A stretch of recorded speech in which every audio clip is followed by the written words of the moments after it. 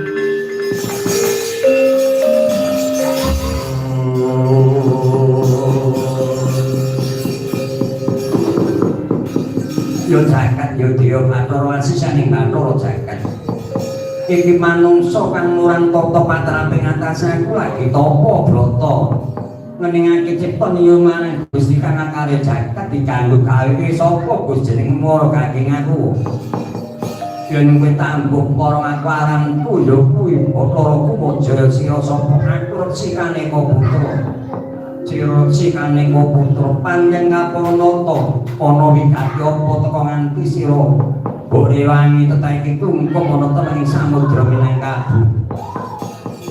Otak wae kaya mengkene beteng aku iki bakal nyuwun supaya dadi kamituraning para joteng Suraya. Mengko dhisik ngatasi sira iki mung menungsa lumrah titah sawantah nyuwun dadi dewa wae dewa sing tuwa dhewe.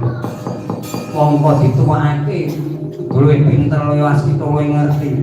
Yen ngono kuwi padha arep nepak mbon-mbonane marang kabeh para joteng Suraya golek wong garean to apa ora.